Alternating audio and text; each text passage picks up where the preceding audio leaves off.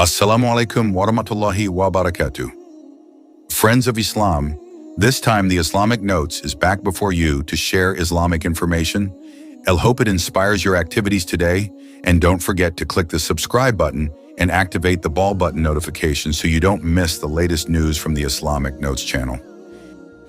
In the journey of human life, science often becomes a bridge that brings someone closer to the ultimate truth. That is the story of a geologist named Dr. Alexander Fisher, who was born in the midst of a secular European society. His in-depth research on the layers of the earth actually led him to a truth that changed his life: Islam. Origin and early life. Dr. Alexander Fisher was born in Germany in 1972 into a middle-class family that upheld the values of rationalism and humanism. From a young age, Alexander had a great curiosity about nature. He often spent time outdoors, observing rocks and soil structures around his house. His love for geology grew when he entered university. There he earned a doctorate in geology, specializing in plate tectonics. He is known as a figure who is skeptical of religion, believing that everything can be explained by science. Dr. Alexander Fisher was born in a freezing winter in a small German town in 1972. He was the first child of Wilhelm Fischer, a civil engineer, and Helene Mueller, an elementary school teacher. His family lived in a comfortable environment, surrounded by low mountains and dense forests, which would later become the place where Alexander first became acquainted with the wonders of nature. From a young age, Alexander showed an extraordinary interest in the surrounding nature. While other children were busy playing in the field or watching television, Alexander preferred to observe the rocks in the small river near his house. He often asked his father, "How did this rock get here? Why are they different colors?" These questions not only showed his great curiosity, but also marked the beginning of a long journey as a scientist. Alexander's elementary education went smoothly. He was a bright and diligent student, especially in science subjects. His teachers often praised him as a child who had an extraordinary intelligence focused on nature. However, despite his love of science, Alexander was not very interested in religion. His family, although nominally Christian, did not take religious practices seriously. His father believed more in rationalism and technological progress, while his mother taught him moral values without mentioning God too much. In his teens, Alexander began to develop a special interest in geology after he read a book about the formation of mountains and earthquakes. The book explained how the layers of the earth tell the story of millions of years of the planet's history. The concept was so compelling to him, it was as if he were reading the greatest history book ever written, but written not in words but in rocks and fossils. During his high school years, Alexander became an active member of the local geology club. He often participated in small expeditions to collect rock and mineral samples. One of his most memorable experiences was when he found an ancient leaf fossil embedded in a layer of sandstone. The discovery made him feel like a time traveler, seeing firsthand the traces of life from millions of years ago. Academic journey. After graduating from high school with flying colors, Alexander was accepted to the University of Freiburg, one of the best universities in Germany. He chose geology, a field that he felt could answer all the questions about the earth that had been puzzling him for so long. At university, he became an outstanding student, known for his dedication and enthusiasm for learning. His undergraduate thesis, entitled Tectonic Structures in the Alps, a case study of geological evolution, was awarded one of the best papers of the year. After completing his undergraduate degree, Alexander continued his master's and doctoral studies specializing in plate tectonics. During his doctoral studies, Alexander often traveled to various parts of the world for field research. He studied earthquakes in Japan, volcanoes in Iceland, and deserts in the Middle East.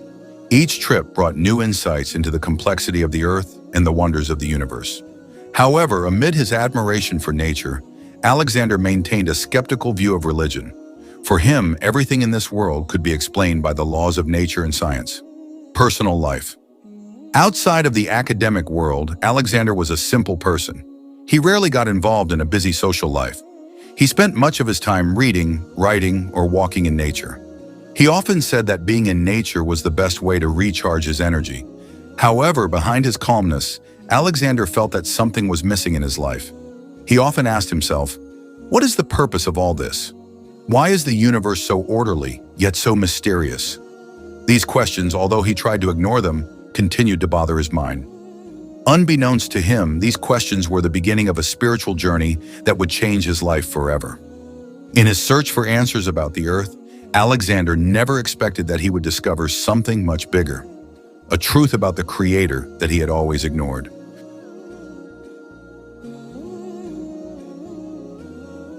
Mind-breaking research. In 2005, Dr. Fisher led an expedition to the Arabian Peninsula to study the geological formations in the region.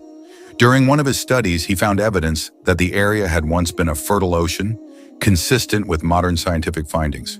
But what surprised him was when one of his colleagues, a Muslim scholar, pointed out that this description had been mentioned in the Qur'an 1,400 years earlier.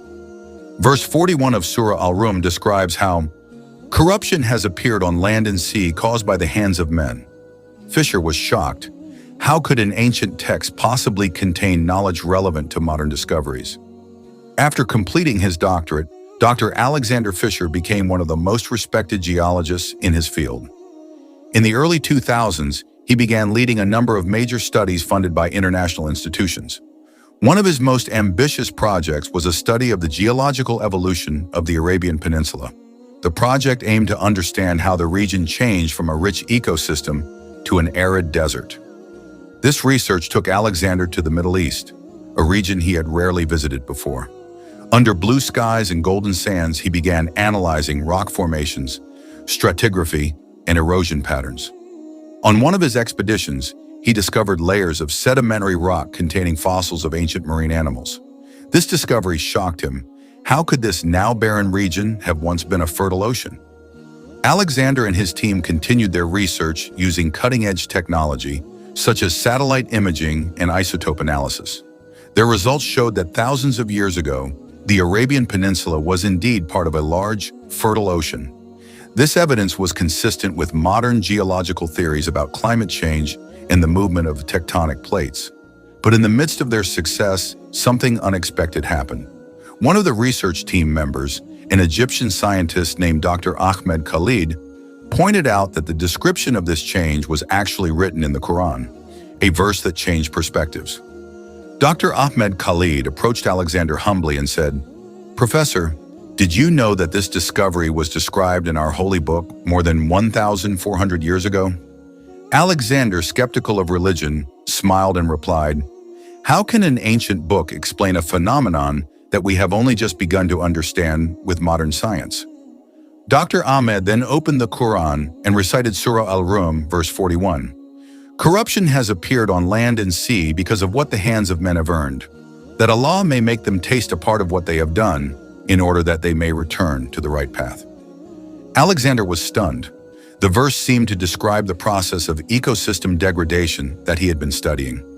He tried to dismiss this as a coincidence, but his curiosity could not be dismissed so easily. Deepening the Qur'an and scientific miracles. After returning to Germany, Alexander began to read more about the Qur'an, especially the verses related to nature. He discovered that the book not only talks about spiritual aspects, but also provides clues about natural phenomena, such as the creation of the heavens and the earth, the water cycle, and the process of mountain formation. One of the verses that made him even more amazed was Surah Al-Anbiya, verse 30. "Have not the disbelievers known that the heavens and the earth were of one piece? Then we parted them, and from water we made every living thing. Will they not then believe?" This verse is in line with the Big Bang Theory and the fact that water is the primary source of life, two concepts that were only recently discovered by modern science. Alexander began to wonder, how could such knowledge exist in a book written in the 7th century? Dialogue with scholars and open-mindedness. Alexander's curiosity led him to a discussion forum involving Islamic scientists and scholars. In the forum, he met Dr. Zakir Hussain, a scholar who also has a background in science. Alexander asked many questions, ranging from the relationship between Islam and science to how the Qur'an could contain such scientific information. Dr. Zakir explained that Islam does not separate faith and science. In Islam, studying nature is part of worship because nature is a sign of Allah's greatness. Modern science is only a tool to understand His creation, said Dr. Zakir. This explanation opened Alexander's eyes. He realized that science can indeed explain how something happens, but religion provides the answer to why something exists. Turning point in the desert. On his next expedition in the Arabian desert, Alexander experienced a moment of deep reflection. As he stood in the middle of a desolate landscape, surrounded by seemingly endless sand dunes, he felt very small in the face of the majesty of nature. In the midst of that silence, he reflected on all the knowledge he had accumulated over the years. He asked himself, did all this just happen? Or is there a greater power that controls everything? In his heart, he began to feel that the answers to all his questions lay not in science alone, but in something much greater: God. The research that initially began to understand the earth actually opened the door for Alexander to understand the meaning of life. He realized that truth is not only found in the laboratory or in the field, but also in the heart that seeks true meaning.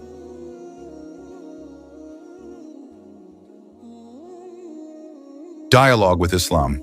Fisher began to be moved to study the Qur'an in depth. He read translations and interpretations of the Qur'an, especially verses related to the earth, creation, and the universe. He found an astonishing harmony between the Qur'an and modern science. One of the most impressive moments for him was when he read Surah Az-Zumar, verse 21. Do you not see that Allah sends down water from the sky and then causes it to flow as springs on earth, then produces with it crops of varying colors? Fisher pondered this verse and felt that these verses could not have come from humans in ancient times. Dr. Alexander Fisher's geological research in the Arabian Peninsula had opened his mind to the possibility that there was something greater than the laws of nature that governed the world. However, he still kept this feeling to himself. As a rational scientist, he did not want to rush to conclusions. However, his curiosity about Islam grew after studying several verses of the Qur'an that seemed to be in line with his discoveries in the field of geology. One day after presenting his research results at an international conference in Dubai, Dr. Alexander Fisher met again with Dr. Ahmed Khalid, his colleague who first introduced him to the Qur'an. A brief conversation on the sidelines of the conference turned into a deep dialogue that would become one of the important moments in his life. Initial questions about science and religion. Alexander began the dialogue skeptically. Ahmed, I admit that some verses in the Qur'an seem to have scientific relevance. However, is it possible that it is just a coincidence? How can you be so sure that the book is God's revelation, not just a human work? Dr. Ahmed smiled and replied, Good question, Alexander.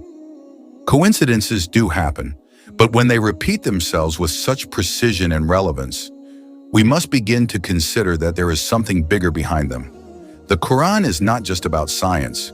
It is a guide to life that covers ethics, law, and man's relationship with his God. Ahmed went on to give examples of verses that discuss the water cycle, the formation of mountains, and the development of the human embryo, all of which were only understood by modern science centuries after the Qur'an was revealed. Amazement at the Qur'an. Alexander became interested in studying it more deeply. Dr. Ahmed gave him an English translation of the Qur'an with commentary notes. Alexander read it every night in his spare time, jotting down anything that caught his attention. One of the verses that made him ponder was Surah An-Nur, verse 40. Or like the darkness in a deep sea, covered by waves upon waves, above which are clouds, darkness overlapping one another. If he stretches out his hand, he can hardly see.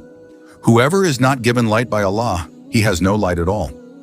Alexander knew that this description was very accurate for the conditions of the deep ocean, where light cannot penetrate. He was amazed because humans at the time of the Prophet Muhammad could not have known this without the help of modern technology. Meeting with the ulama. Dr. Ahmed then invited Alexander to meet with a renowned cleric and scientist, Dr. Zakir Hussain, who has a background in physics. The meeting took place in a library in Dubai, surrounded by thousands of books on science and religion. Alexander asked many questions, ranging from how Islam views evolution to the Qur'an's view of the universe. Dr. Zakir answered calmly, providing logical arguments and references to Quranic verses. One of the most memorable discussions was when Alexander asked, "Why should I believe in God? Doesn't the universe run on its own based on the existing laws of nature?" Dr. Zakir replied, "Alexander, the laws of nature that you are studying are signs of the existence of a creator. If you find a very complex clock, you will surely conclude that there is a watchmaker. So it is with the universe. Its order, complexity, and beauty indicate that there is an all-intelligible designer behind it." Reflection and doubt. After the meeting, Alexander felt that the arguments made sense, but he still had doubts. He was used to thinking critically, and accepting something without empirical evidence was difficult for him. He reflected on his personal experiences. The discovery of fossils in the desert, the verses of the Qur'an that were in line with science, and his dialogue with Muslim scientists all felt like pieces of a puzzle that slowly formed a complete picture. However, there was one question that still haunted him. Am I ready to accept this truth? Bright spots in prayer. One night in the midst of his solitude, Alexander tried something he had never done before. He prayed. With great doubt, he said to himself, "Lord, if you exist, show me your way. Guide me, for I want to know the truth." The prayer gave him a peace that he had never felt before. He felt something change in him, a conviction that his long journey of searching was coming to an end. Dialogue with oneself. Alexander began to have a dialogue with himself, considering all the facts and experiences he had gone through. He realized that accepting the truth was not about abandoning common sense, but using it to see something bigger. In the silence of the night, he finally said to himself, "If this is the truth, then I will not turn away from it. I will find a way to understand it more deeply."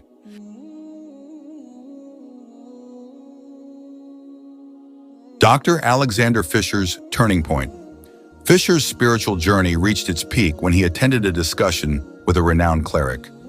In the discussion, Fisher asked many questions about the relationship between Islam and science.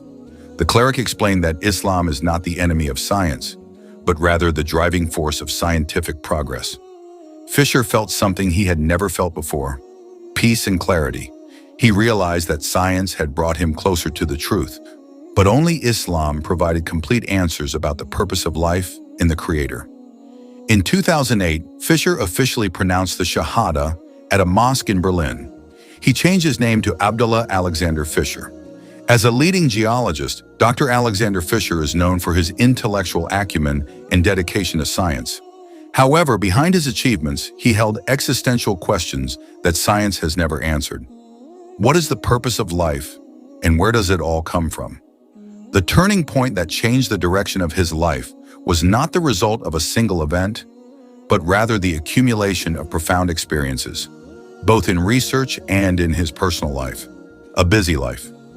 In the early 2000s, Alexander was at the peak of his career. He was a keynote speaker at international conferences, published scientific papers, and led research teams on several major projects. But amid all this success, he felt an emptiness that he couldn't explain. Every time I finished a research project, I felt satisfied, but only for a short while. After that, I asked myself again, is this enough? Is this the purpose of my life? Alexander said in an interview years later. These questions continued to haunt him, but he never found satisfactory answers. A moment of reflection in the desert. The first turning point came while Alexander was leading a geological research in the Arabian Peninsula. One of the main goals of the expedition was to study the geological evolution of the region. For months, he and his team worked in the vast, desolate desert. One quiet night, Alexander sat alone outside his tent, looking up at the starry sky. The deep silence made him reflect. He felt so small in the face of this vast universe. How could all this exist? Could it have happened by chance? He wondered. These questions deepened as he compared the beauty and order of nature with the scientific theories he was studying. Dialogue with the Qur'an. During the expedition, Dr. Ahmed Khalid, one of his Egyptian research team members, began introducing Alexander to the Qur'an. Ahmed often read verses from the Qur'an related to geology and explained how the holy book described natural phenomena with great accuracy. One of the verses that left the deepest impression on Alexander was Surah Al-Ankabut, verse 20. Say, travel through the earth and see how Allah begins creation. Then he makes it a second time. Indeed, Allah has power over all things. This verse seemed to speak directly to Alexander, encouraging him to see nature not only as an object of study, but also as a sign of the greatness of the Creator. Scientific miracles in the Qur'an. Upon returning from the expedition, Alexander began reading the translation of the Qur'an that Ahmed had given him. He was surprised to find verses that were in line with modern scientific knowledge. One of the things that impressed him the most was Surah Al-Mulk, verses 3-4. Who has created the 7 heavens in layers? You never see in the creation of the most gracious God anything that is not balanced. So look once again. Do you see anything defective? Then look once more and your vision will surely return to you. Without finding anything defective, and your vision will be tired. Alexander felt that this verse not only described the perfection of the universe, but also invited him to continue exploring and searching for the truth. An identity crisis and unexpected peace. However, the turning point did not come without some inner turmoil. Alexander began to feel conflicted between the old beliefs he held as a secular scientist and the new discoveries he had encountered in Islam. He wondered if he had neglected the spiritual dimension of his life all this time. In the midst of this identity crisis, he decided to talk to religious experts. He met with several Muslim scholars and clerics, including Dr. Zakir Hussain, who had a background in physics. Through in-depth discussions, he began to realize that science and religion did not have to be at odds. Instead, they could complement each other in the search for truth. The prayer that changed everything. The biggest turning point came one night when Alexander tried to pray for the first time. He felt he did not know how to go about it, but with great doubt and honesty, he said to himself, God, if you really exist, show me your way. I want to find the truth. After praying, he felt an overwhelming sense of peace, something he had never experienced before. He felt like a heavy burden that he had been carrying was slowly being lifted. Recognition of truth. Not long after that, Alexander made a big decision in his life. He visited a mosque in Berlin and met the imam there. In a warm conversation, he declared that he wanted to embrace Islam. On that day, Alexander pronounced the Shahada with full conviction. He realized that Islam was the answer to all the questions he had been searching for. Islam is not just about religion, but about a way of life that gives true meaning, he said. Conclusion.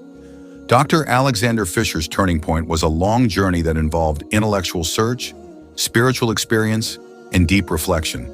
He discovered that science and religion are not enemies, but two sides of the same coin. Through Islam, he found peace, meaning, and a deeper connection with the Creator.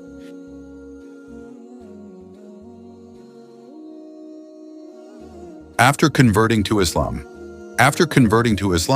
Dr. Abdullah Alexander Fisher did not stop being a scientist. Instead, he became more active in spreading knowledge while showing how Islam and science complement each other. He wrote several books on the relationship between geology and the verses of the Qur'an, such as the geological signs of the Qur'an. He was also often invited to various international conferences to share his story. Fisher is living proof that faith and science can go hand in hand. After years of searching for the truth, Dr. Alexander Fisher finally pronounced the 2 sentences of the Shahada in 2008 at a small mosque in Berlin, Germany. His long intellectual and spiritual journey culminated in that simple but meaningful moment. In front of a group of Muslim worshippers, he declared his faith. I bear witness that there is no God but Allah, and I bear witness that Muhammad is the messenger of Allah.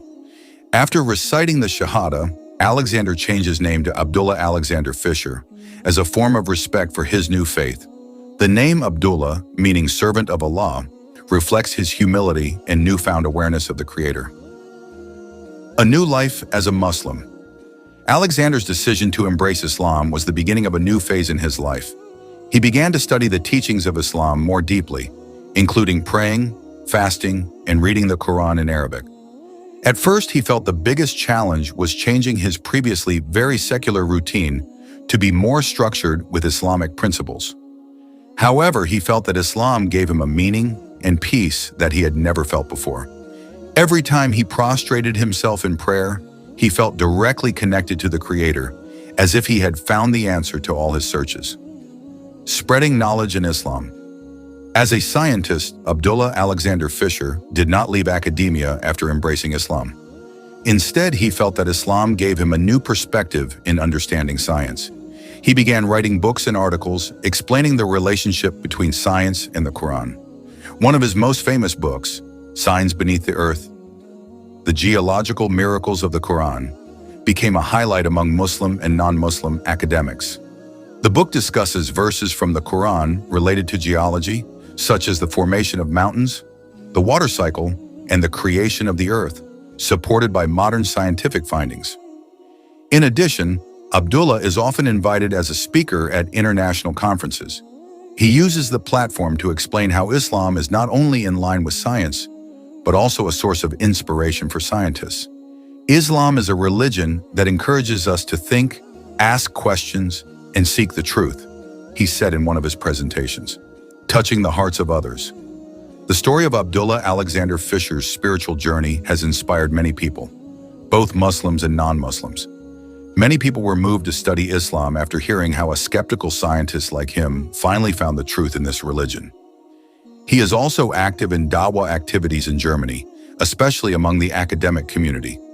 Abdullah often holds open discussions about Islam and science at universities, answering questions from students and colleagues who are curious about his beliefs. One of the most touching moments was when a non-Muslim student told him, "Dr. Fisher, the way you explain Islam makes me see this religion not as something that contradicts science, but as its complement. I started to think about studying Islam more deeply." Family and social life. Alexander's decision to embrace Islam initially received mixed reactions from his family and friends.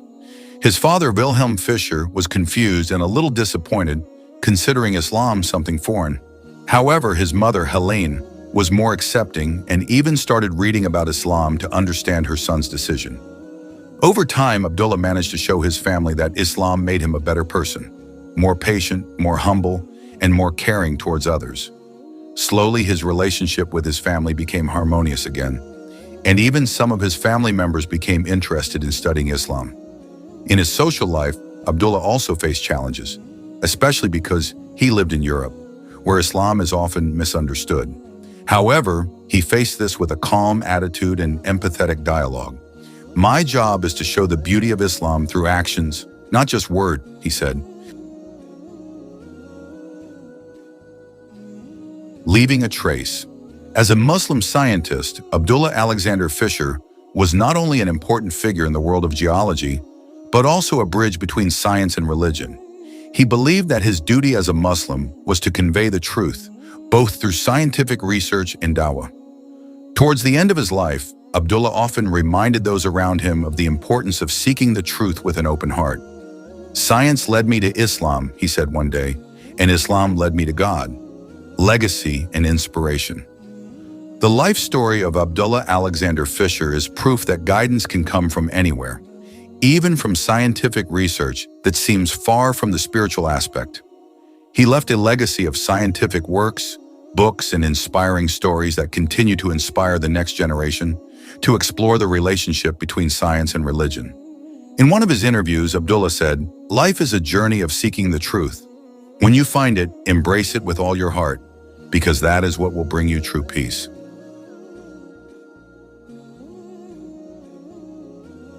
The story of Dr. Abdullah Alexander Fisher is a reminder that guidance can come from anywhere, even through science. For him, the layers of the earth not only tell the history of the planet, but also bear witness to the greatness of the Creator.